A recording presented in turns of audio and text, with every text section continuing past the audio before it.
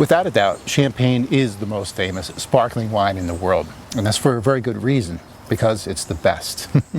With a climate and soil unlike any other part of the world, and with centuries of practice perfecting the art of sparkling wine, champagne is often imitated, but can never really truly be duplicated. There's only one. When most of us think of champagne, there are about maybe 24 big producers that come to mind, and they get all the credit, which is a shame because the area has over 15,000 different grape growers and about 320 different houses that produce sparkling wine. And these smaller producers are the true heart and soul of the region. Most of these small producers are family owned, still by the same families that started them, and for generations they've been producing their sparkling wines using the same top growth grapes and according to the same high standards as the big champagne houses. Well, the great news is that because these brands are lesser known, they represent some of the greatest values that you can find in all of Champagne.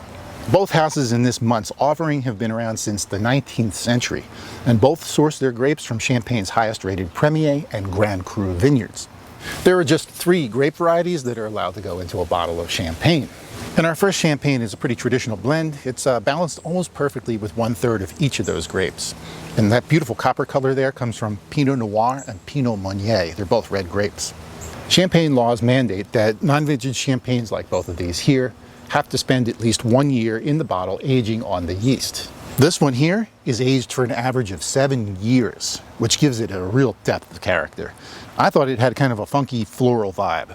And lastly, something that's worth noting is that it's a Brut Reserve, meaning that it's made with reserve wines. So when they're producing the champagne, they actually set aside some of the batch and they put it in oak casks and store it for a year to give it more depth. And our second champagne is a rare Blanc de Blanc, which means a white wine made from only white grapes.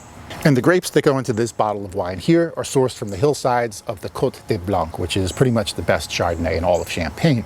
This is bottle aged for 4 years, and it really comes off strong in that toasted brioche and hazelnut flavor that classic Champagne is known for. Champagne's high acidity and its effervescence make it one of the most versatile food pairing wines in the world. It can lift up and elevate fatty, savory, and salty foods like foie gras and truffle popcorn. Those nutty and toasty aromas and flavors make it a no-brainer for bread-based apps. And the drier versions, like these two here, naturally counterbalance the sweetness of crab, lobster, and even light desserts. Well, I think it's pretty obvious why champagne is perfect for the holidays. It's great for your table and great for gifting too. Well, hey now, I can almost see the sparkle in your eye from here. Can't wait for you to try these for yourself. And even better, I hope you can join us in a couple of weeks for the live tasting, where we can really get the conversation bubbling. All right, guys, thanks for watching. I'll see you soon. Cheers.